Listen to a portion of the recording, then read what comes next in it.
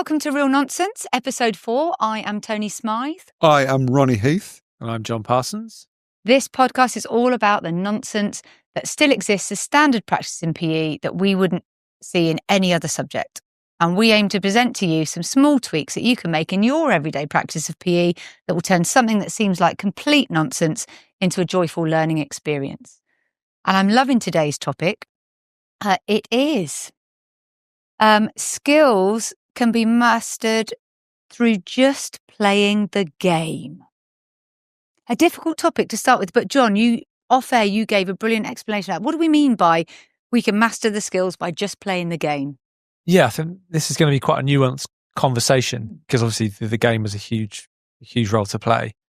I think what we're talking about is the idea that we can, within our context, which is a primary school, we can take, let's say, 30 children and place them all into a game or a sport and expect that they can all pick up the game or sport just through playing the game or the sport. To learn the skills required for that sport, to be successful just through playing playing the game. An interesting concept. Anything to add to that, Ronnie? No, I'm happy to say it's a nonsense.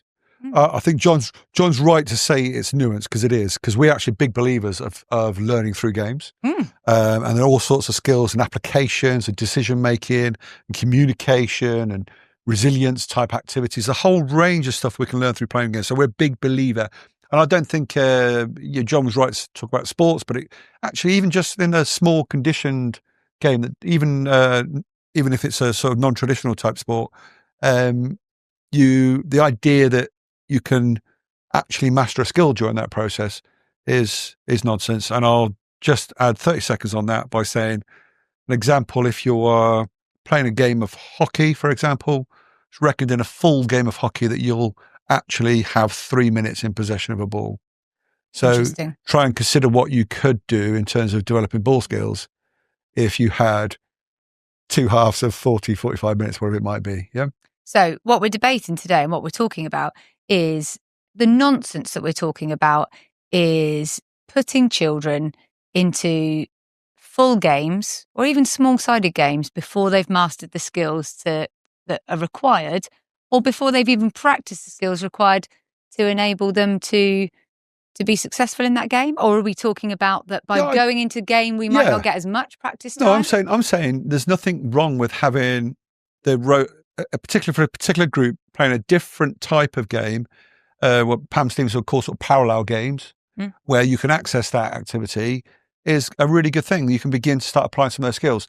But the idea that somehow that you can master skills through that approach and the repetition of skills is a thing of the past, which is what I heard at the moment. Yeah. It's almost like it's almost as if physical education have just come to this idea that it's great to learn through this thing, and that must be either or. We have to decide whether we're for learning skills and mastering skills in a very repetitive skill acquisition area, or we're a believer in learning through the game. We have to be one or the other. When there's just no other subject that would have that debate, they would just very quickly say, yeah, you need both. So we need to learn and develop some number sense and even some unconscious type sequence that we've practiced over time. And we will need, but that won't be enough. We'll need to apply those in all sorts of situations, probably in a specific context first, then a variety of contexts, and then we might generalize and be able to use those skills across other sports and other areas, or in mass across other sort of areas of the curriculum. So I just can't, I'm not prepared to say I'm in one camp or the other. I think they both are required for different reasons. So what kind of practice are we seeing? Let's come back to, so we're saying that we think it's a nonsense, this concept of only doing the game to learn the skills. So we are all fans of a game-based approach. And there is lots of game-based activity in all our practice and in real PE, lots of small-sided games, lots of game-based activity. But what we're saying is that we think it's a bit of a nonsense that this thought that you can just learn the skills by just being in the game, and that we don't need any kind of deliberate practice or repetitive practice alongside that to really help our learning experience. And you've got to find ways to make that deliberate, repetitive practice engaging, feel like it's different. So we use the term repetition without repetition. But I think what we'll often see, and if we go back to often our anchor points, our starting point, which is around inclusion and every child, what you will see is you'll see a group, I've seen it before in a school not far from me. There could be year 2 and they're going into a 7-a-side football match. And you've got you've got children that clearly play regularly, 3 or 4, dominating the activity, and children that do not have the skills. So there's huge amount of cognitive overload for them, because the idea that they can think about the skills they've got to do, actually not touching the ball, to be fair, but if they did, and then all the things happening within the game, that bigger kind of game that you've got 2 or 3 that can kind of engage with, creates, and it is a massive issue, because I think what you've got now is what we know is we've got a real issue with children not developing basic motor competence. They've got gaps in their motor competence, and then we're then putting them into what is quite a complex kind of situation, and really arguably setting them up for failure. I think that it's not always the game that's the issue, because I love a game sense approach in my delivery, in all my delivery, but I think it's because how that game is set up. Because actually what we're saying is, I always try in my modified games, and we're getting into solutions here, but in my modified games, that the modifications mean that every child that's included in that 4v4 gets as many opportunities as possible to practice the skill that we have probably done some discrete and deliberate practice on as well. But that once we're in that game situation, we're getting lots of opportunity to have a go at that. But what we're calling out here is the putting the children into games that reflect the full version of the game, same rules, same thing, where some children are getting greater opportunity to show their skills and practice their skills than other children. So I think there's 2 separate issues. I think the one you're describing is readiness, isn't it? So you're a skillful teacher, you know when those children or that particular child is ready to engage in that particular activity. And I think that's a skill in itself. So you're not going to get the value out of that game if they're not ready for it. And so being able to shape and condition those activities and games, and they can be quite subtle, can't they? So imagine if you're practicing balancing on one leg, you could quite quickly go into an activity where you're trying to mirror somebody else. And you could make that quite competitive eventually, couldn't you? You could say, right, can you sort of move into different shapes that your partner then can't quite cope with and have to put the foot down? And again, there'd be a readiness for that, won't there? Be a readiness for that thing. And cognitively, can I do a shape and then the other person can do a complementary shape or a shape that's the opposite to that shape? And that now involves me to think while I'm doing something. So there's a sense that actually there's a bit of automation in that. And what we're trying to do is establish some automation to free up the mind. It's the creative paradox. The people that are most creative are the ones who can do things in a more automated way to free their mind to come up with other new and imaginative solutions. Trust me, I'm not creative at walking football. I've played that with my dad and with John, and both of them don't allow me to have the amount of touches that I like to have before they've closed me down. Particularly Parsons, he can walk fast and I used to be able to run. So he's straight in, always with his left foot, but he's straight in, tackling me hard. And I think, joking apart, we deserve to be in an environment which we can cope. So the other classic thing I've seen a teacher do in a lesson is scream at a kid for being selfish, for not passing the ball. The kid wasn't capable of dribbling with his head up. Okay, it was in a basketball context. I'm saying he's not being selfish. He's just being asked to dribble when he actually he's not ready to dribble in a game context with a defender there. So I think that's one of them. And then the other one, I'll finish on that, but the other one I think we should discuss is how then do I master a skill? What is that process? And I think the actual solutions in a strange way are a solution to how is that not boring? How is that acceptable in a PE context with 30 kids? So the nonsense is putting children into that game activity before they're ready. Yeah. Right. So the nonsense is that we often see, and this is common practice, where we see modified or whole versions of games, because even your 7v7 football at a young age. So we see still played with football rules, less modifications, but just less numbers. All right. Smaller pitch, less numbers, same rules. But when we put children into those games when they're not ready, and hope that just by being in the game that they will learn their skills and they'll learn more about it. That's what we're calling out as nonsense. We know that there are better ways of doing things. We might know why that happens. But actually, so what are our alternatives to, and how do we learn our skills better then, Ronnie? You talked about that. How do we learn our skills better if people out there think, I do that because the children love it and because isolating skills and repeating them is boring? If you look at original definitions of physical literacy, I know the one we use now is much broader, quite like it in terms of us, but actually doesn't mark it very well, calling it physical literacy. But in the expressing myself physically, if we have a look at the the term physical literacy, expressing myself in literacy terms now.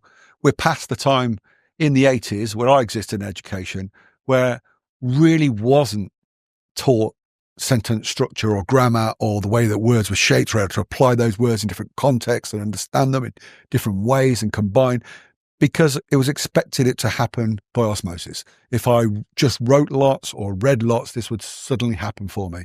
And as my wife has regularly pointed out, it's left me with a lifetime of disadvantage, not through any kind of disability.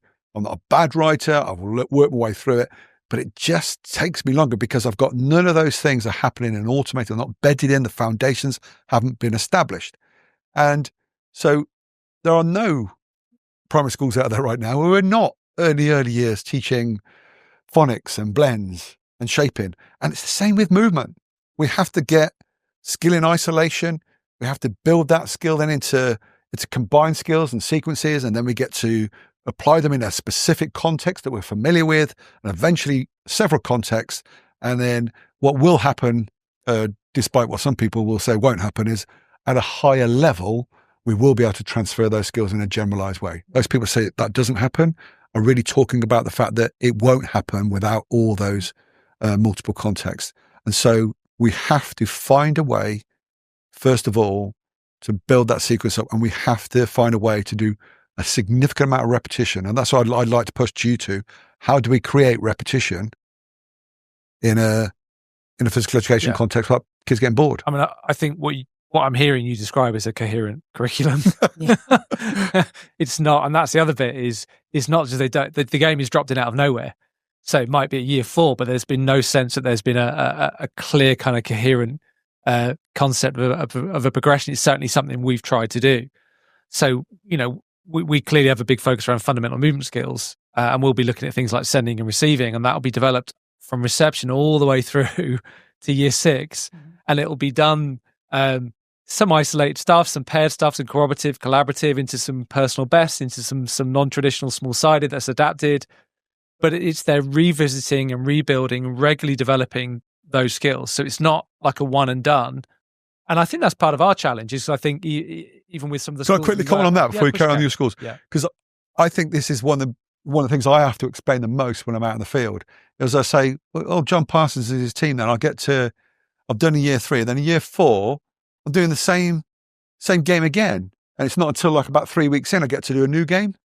I'm saying, yeah, what he's done is created a reinforcement of the skill, then he's got a new skill, and he's applying that into a game that's familiar from the previous one. So it's a revisit of the skill applied in a familiar context.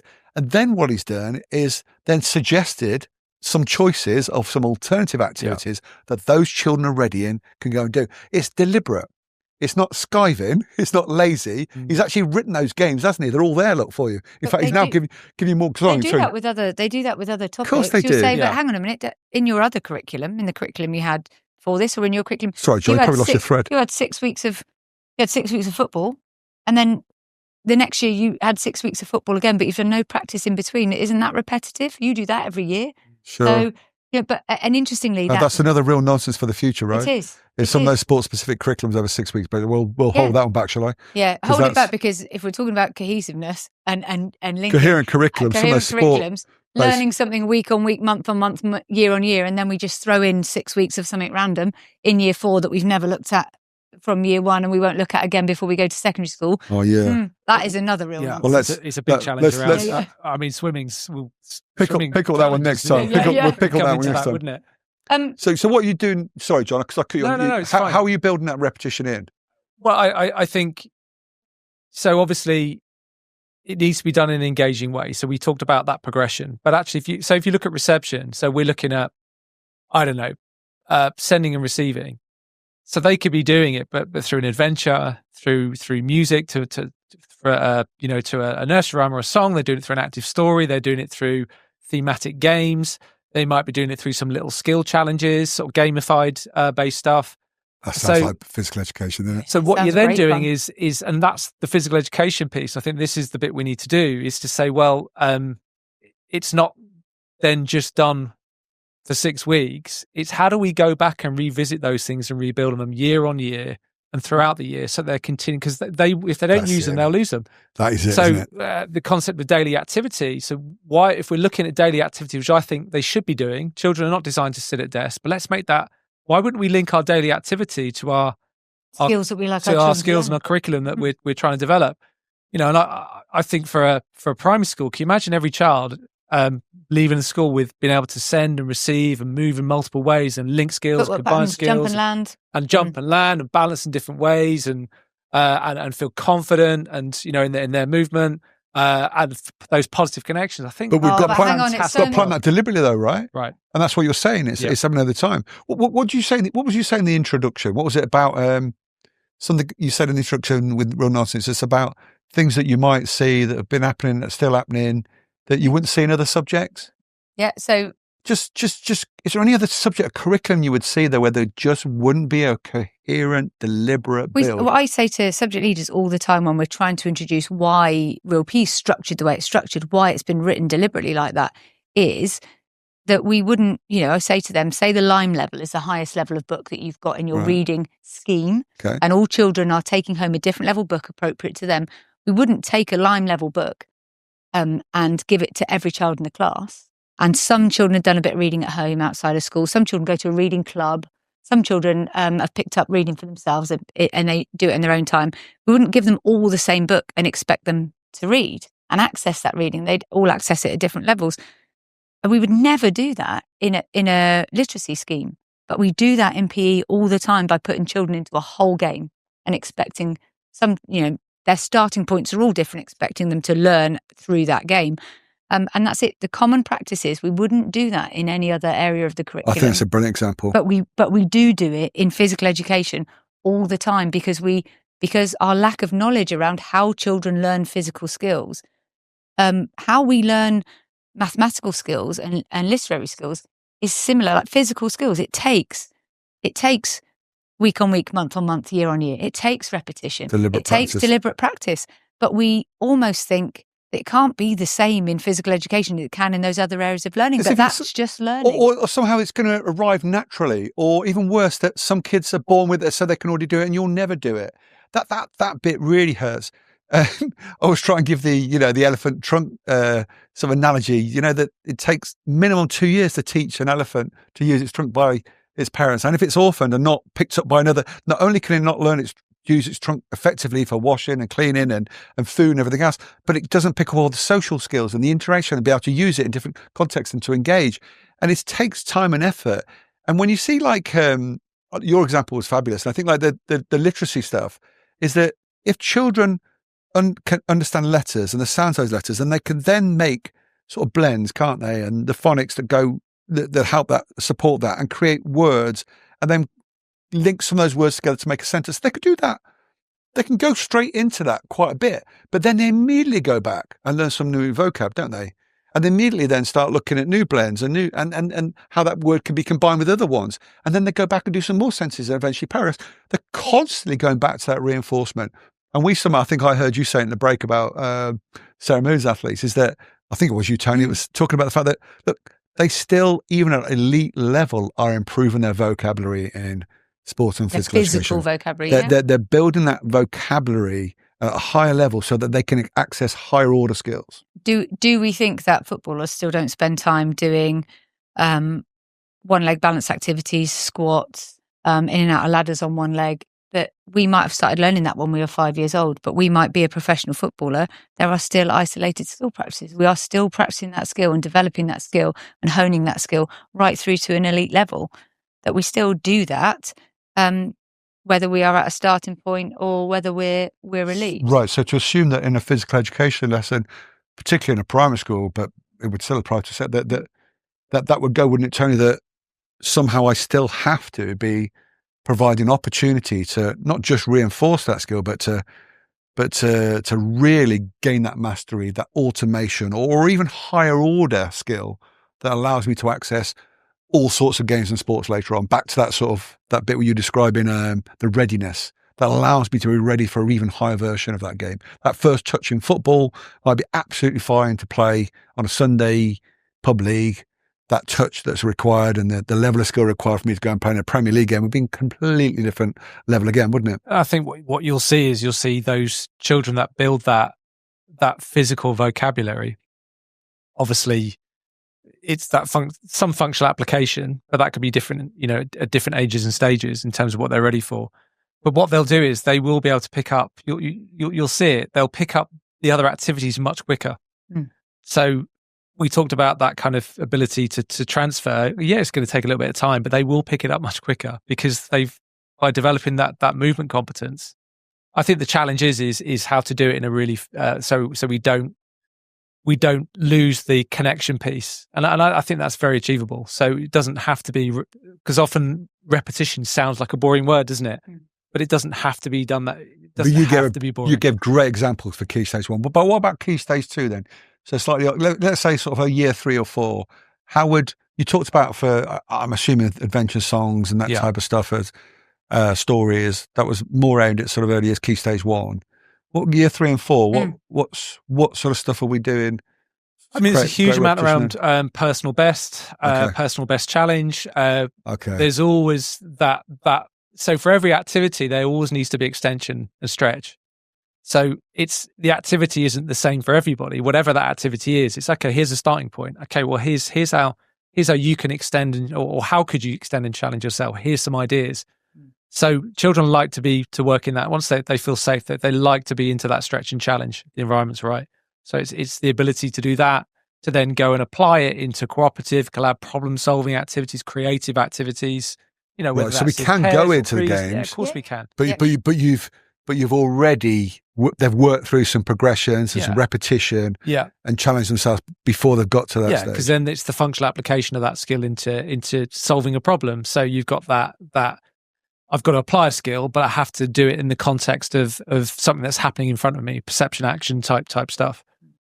I mean, actually, we might veer into another real nonsense podcast around competition. So I'm not going to go into that. But because we're going to go over time, but we're touching on it, is that one of the consequences of putting children into the game too early for them is not just on their physical skill development. It's on their social and emotional feeling around and their connection with physical activity and physical education, because that competitive element of playing the games comes in and some children are just not ready for that. But we're going to save that one because we could touch on it here. And I think you've given some great solutions, John. So I'm going to bring us back to, it's been a slightly longer real nonsense today and we've had some really lovely debate around it.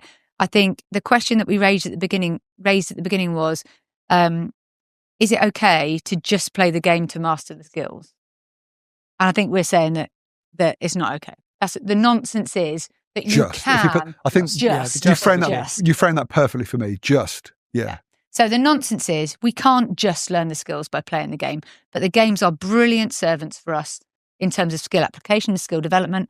But that John has given some really lovely solutions. We've given some rationale for why repetitive and deliberate practice is so important in physical skill development. And John has given some lovely kind of ideas around how we might bring that deliberate practice to life in Key Stage 1 and Key Stage 2.